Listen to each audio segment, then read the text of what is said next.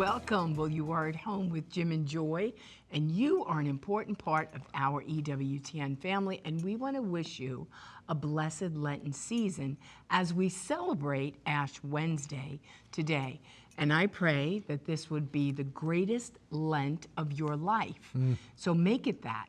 And we want you to, we'd love to hear from you, so send us an email with a question or a comment to jimandjoy@ewtn.com. And remember, you can always listen to our show as a podcast. Just go out to EWTN Podcast Central at EWTN.com/radio/podcast, or wherever you listen to your podcasts. Now today, we are excited. We are welcoming Deacon Patrick and Ellen Mongan. Patrick and Ellen have been married for over 51 years. They have 7 living children, 1 baby in heaven, and 17 grandchildren. And for over 13 years together, they have led marriage preparation weekends for aspiring couples. Ellen's vocation as a wife and mother was the catalyst in starting her ministry. She is now the host of 3 podcasts on YouTube called Wow Mom, Deacon and Dear, and Go Tell the World. She's the author of 4 books, including 4 for the Mountaintop Retreats, My Journey, Our Journey, Your Journey, and she is a regular contributor to Catholic Mom and the Southern Cross. Patrick is a retired family physician from the Medical College of Georgia and has been an ordained deacon in the Savannah Diocese since 2008. He is a member of the Catholic Medical Association, and his work includes educating future candidates for religious life on pastoral care for the sick, the dying, and the grieving. And today they're going to be here with us sharing their journey of marriage, parenthood, and ministry in revealing Jesus. So that's a lot. They're full lives, and they're fully alive, you know, doing all the things that God has asked them to do. And so you're going to be delighted when you meet the both of them. So glad to have them on. The real deal they are, and great service in so many ways. And they're happy, and they smile, Yes. and they're in love and love one another. Plenty more to come. We'll be right back. Please don't go away.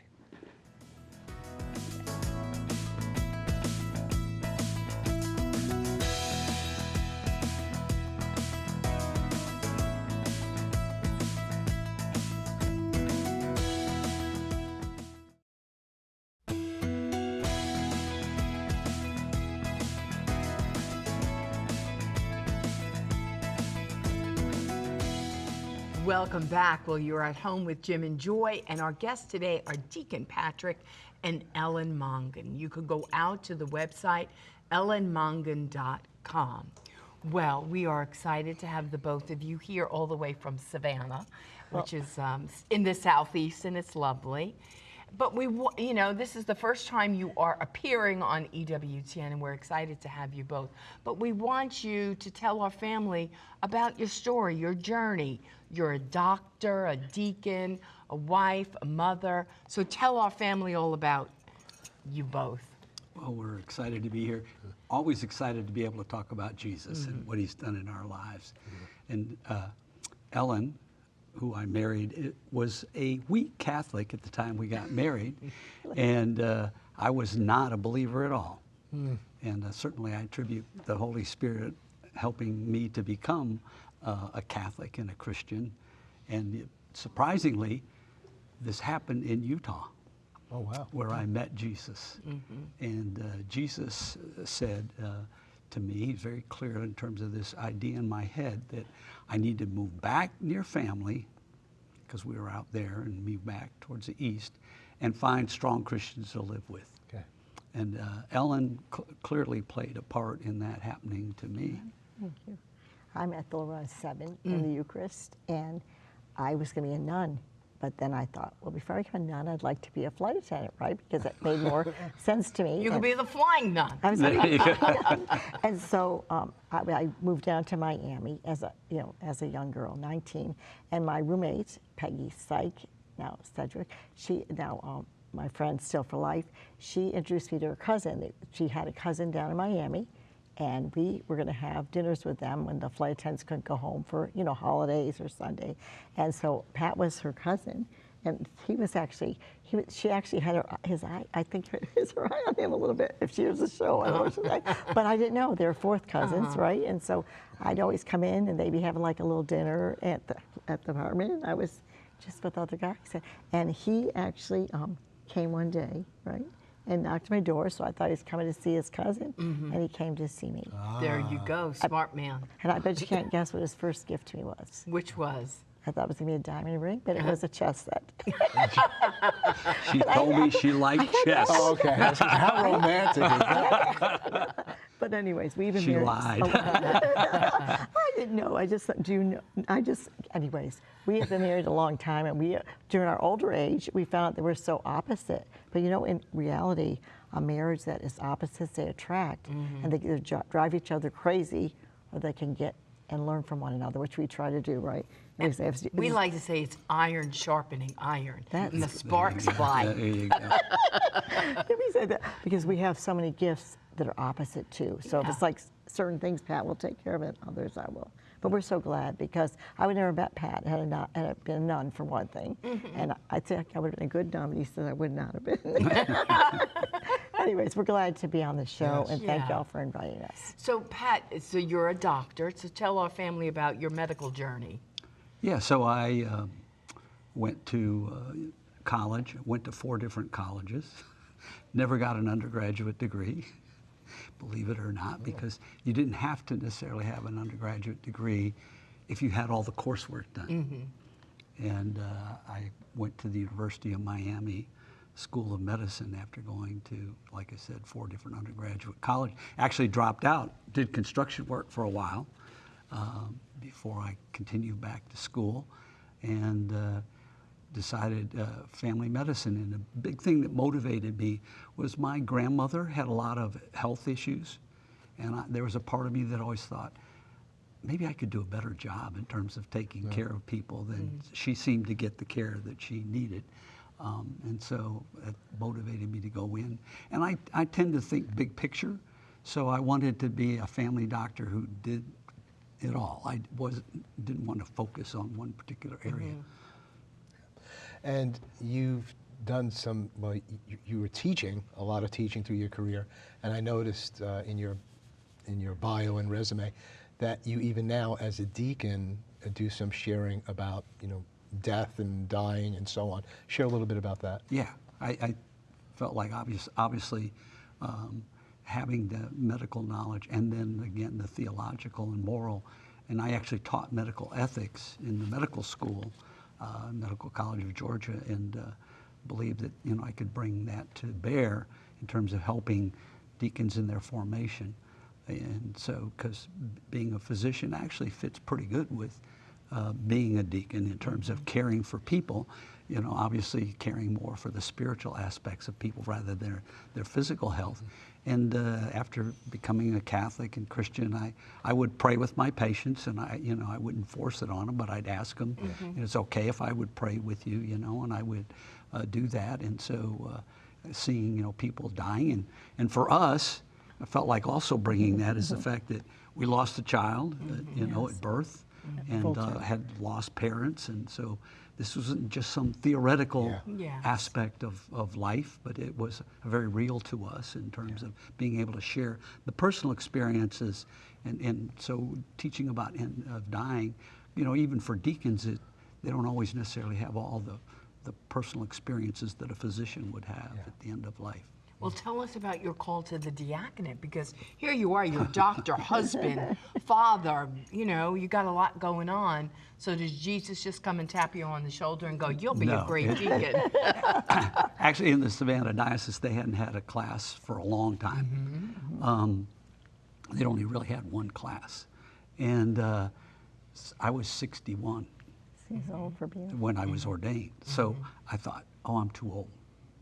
But my pastor, Father Ellen McDonald, he said to me, you apply. So I said, okay. And to be honest, I always felt like part of the reason I made it through that is that Zachary, our child who died at birth, was always there praying and interceding for me because it wasn't always easy. So Yeah. Is it a 5-year formation, yes, same as our there's diocese? usually the first year discernment, Yeah. and we had to commute to the center of Georgia, so once a month. And that was almost like nun training for Yes, you, I think to be a deacon's wife. he got his master's degree in pastoral theology, and I always say that it was just what the doctor ordered for parents of 8 children at the time. I called my last baby my child, and to have a weekend away once a month, right? Yes, there and you go. It paid for it. So it was a joy. Yeah. I didn't realize, to be honest, how hard it would be once Pat became a deacon. For me, I was the one that met the Lord first. And I loved Jesus, but then when you have a deacon, just like anything else, have a doctor, you have to share them with the whole church, and it was hard for me at first. And it's a schedule. It was a hard thing at first. It's Remember? not like, well, let's go traveling this weekend. It's like the church owns you. Yeah. Yeah. Oh, it's joy. It's a joy. Yes. Beautiful. Well, you are renowned for your ministry and equipping of women, single, married. You've got several podcasts. You all do a live show back in your area. You got numerous books. How many books have you written? I've written 19 books. I only published 4 because I had all the children. I never thought about publishing. You know, you have a lot to do. When you do a book, as you probably know, there's lots of time. So I just started doing that. But I think people don't realize God gives you the material, puts on your heart. Everyone has like a book inside them, and I just began getting Covenant Books Inc. is where I had my first book published, and they walked me through, so help me. And this second book, I think it was for the Mountaintop. They were able to, I won a contest, and they were able to help me pay for part of that. So anyways, I just thank the Lord that it's a gift, I think. Writing is a gift. It's not my personality, as you can tell. I'm sort of like an extrovert. And in my mind, I'm still meeting all the people, and I'm people. And then when you write, you stay home, and you pray, and then the Lord will help you. I'm very thankful for my Catholic mom. I write for Catholic Mom, the sisterhood there, because we get together once a month, 5 of the Catholic moms. There's like 100 and some odd. And we chat about, they help me through it, because they all have written books as well. So. I think we have your 4 for the Mountaintop and Wow Mom on EWTNRC.com. They can always go to your website and see all the different books there and so on. But what do you think qualified you to have such a ministry to women and marrieds and develop Bible studies and develop community and so on? What kind of led to all this? I was going to say this. I tell everybody this. But God, He opens doors in your life that you can't open, and He closes the doors you don't want to walk through. As a Christian, some people want to just plow through the door, and that door is closed. I'm sorry. Stay back. So Pat will attest, in my life, He has opened so many doors. My first time speaking was back, we were at Catholic Medical. Pat's a member of Catholic Medical. And we were meeting all the people. I was going around meeting every table. And there was one doctor's wife, Barbara Burton, and she was going to be a movie star. She was a movie star in Gunsmoke. But then she laid down doing that because she married Jack, her husband, of many years, and had children, and one of her children is a movie star. He's like on one of the shows, but she laid it down to be a mother, and I thought it was so beautiful. She said, if you ever come to California, I'd like you to be on my show. And I go, okay. And God opened a door in a I was a young mother of very little children, and my daughter did a coloring contest, and she won first prize, a trip to California to be with Salty the Singing Songbook. This is how God is. And so in my life, I don't know. It's always an adventure. And we got to go to California, and I called up Barbara, and she said, you could be on my show.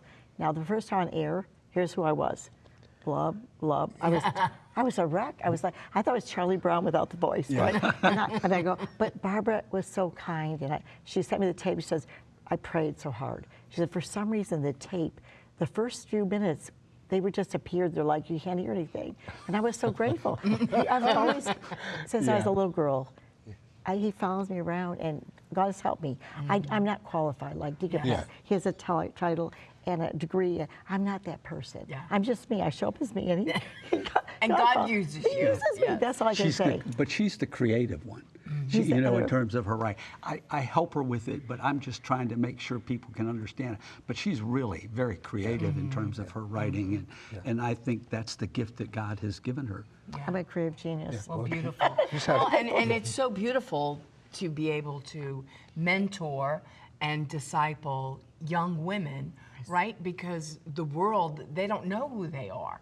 And they need older Catholic holy women who say, okay, stay in the boat, everything's gonna be okay, like don't bail ship, we need to stay here, so that you help form them, which is such a beautiful ministry. You quote Titus 2. Yeah. So what is The that older scripture? woman should teach the younger woman how to be good. I paraphrase, good wives and mothers. Do you think it's a lost art? I mean, I know you have Yes. children as well. Yes. It's a lost art that they want to be like something important, but that's the most important job It they is do. the most important. And we have formed our children, like we would sing the scriptures, talk about Jesus, at least that's what I did the children, and they all love each other. And I'm not saying mine are saints that are being canonized. However, we're so blessed that they love one another, and they're always the first to reach out to someone else and mentor someone along the Right. way that's having a hard time. Yeah. So I'm very blessed that way. But No, that is a beautiful thing, and there's a beautiful picture up Yeah. there of your beautiful family. there's lots of people. So lots of- wonderful. Yes, and they're fruit of your love, right? And it's kind of like That's right. mom and dad loved Jesus, and you know, it's not like they had an option. You know, it's like, no, we're going to church. This is what we're doing.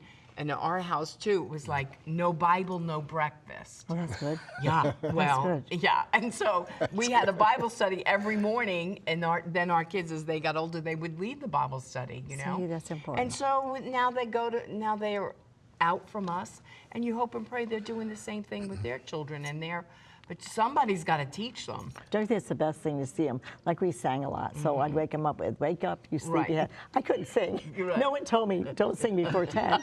But we did that, and then Yeah. some do that to their children, you know? Right. And the little songs will stay in their heart forever. Yes, forever. Being a mother is the venture. Before that, I was just laying on a blue raft in my bathing suit in Florida when I met Pat and we first got married. And I thought, this is the life. But then I learned it wasn't. It was empty life. So mothers out there, please know Yes. that you're It doing is the something important. greatest. We're going to take a break at this point and hold you over for the final segment. Your lives are just absolutely beautiful. Your writings are just equipping so many women to do their work as mothers and as women. Plenty more to come. We'll be right back. Please don't go away. So beautiful.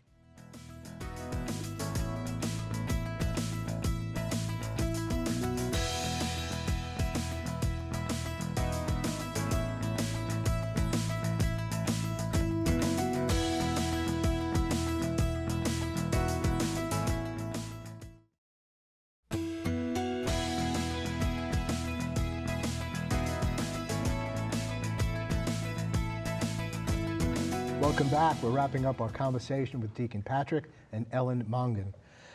Ellen, reading one of your books, for the Mountaintop, and you have a section in there, your journey, and then it's their journey, our journey, but your journey. So just share with us as briefly as you can, and it's tremendous, about your journey to the Lord, into the heart of Jesus. Sure. I met the Lord when I was 7 years old in the Eucharist. Some people don't know the Lord even at 90 or 42, but I was blessed that way, and I knew He was real. So that's why I was going to be the nun. But then the Lord called me to be a mother. I'm sure of that. But when I was walking the Lord, the journey begins when you meet Him, and He called me to raise the children, and that's mainly what I put my time into. When I had spare time, I would write books. That's why I have so many that are not published. I'd write children's books, because that was like my hobby. And the thing is, just like the Eucharist, He blesses you, and then He breaks you, and then He pours you out. He had to first take me the journey. So I was a young mother, and then I had the Lord, and we joined a Christian community called Alleluia, and I met my best friend Ann Shea, and then I met two other gals. One happened to be from Gainesville, where Pat and I had been, and she had a best friend, Pat, and we began to join our journeys together. In a way, we thought we need a retreat. Without these, everyone has a large family, I don't have to add them all up. I have the largest. And we went time away, and I began to join my journey with them. And then we continue to have retreats this day, twice a year, and get away. It's not like a beach trip where you just go and have a ton of fun. We do have a ton of fun. We call it Fourth of the Mountains, but you always go to the beach because we're all beach girls. Yeah. And so we go and we seek the face of the Lord. And we have learned to depend on each other and have relationships with each other and best friends, intercessors. But one day God said, I think you should write a book about this journey. Yeah. And that's what I wrote down. That's the one for the mountaintop. For the mountaintop, four of us. It's really just super because it really shares the impact of the Lord on your lives, your own community together. And then it also leads you to this is how you can lead these retreats or get some women together to do this. We go, everyone has, in the book it has a way that, first my journey and then their journey, which they each wrote a little portion, and then how they could start their own journey. I pass a lot of books out and give things away, and I feel every woman, as you know, need women. Women need women. We have great husbands, they're adorable. And then sometimes Pat will say, you need to talk to a woman. Yeah. It's not that it doesn't get me. Right. Well, but the beauty of the seasons of our life change, right? To young moms, it's a different thing. Moms are being teenagers, then they're moving off, going to college. I mean, there's all seasons of detachment, right? And you need a friend to share your heart with. And you wouldn't want to gossip and say to everybody, because we don't gossip. We try to help each other through different challenges. In our group, God has blessed, broken, and poured out each of us. Each one I'll tell maybe another time how they all have their ministries of their own and how much harder it is to get together as older mothers than it was as younger because you had grandchildren, son-in-laws, life ministries. Yeah. Beautiful. Well, what a rich life you guys have had, and may the best be yet to come. And we praise God that you'll be with us again tomorrow. Great to be with you for this Ash Wednesday time. And like you say, even with your retreats, well, Lent is really so much about the cross and looking to Him. But you're saying your mountaintop retreats aren't a journey of the cross. Like you have a lot of fun and seeking the face of God. And so it's kind of a beautiful and intimate time with the Lord. Thank you for the great work that you're both doing. Look forward to hearing more tomorrow. Amen. Thank you. Be sure to join us tomorrow. We'll continue our conversation with Deacon Patrick and Ellen Mongan. Go to Ellen Mongan, MONGAN.com. All the books are there, beautiful pictures are there. And if you want to develop, women for the glory of God, Ellen really has so much teaching and Bible studies and retreat thinking. They have to say yes to it, but it's all there, EllenMongan.com. You're an important part of this EWTN family. You're never alone. You're always at home with Jim and Joy. Bye now. Good job.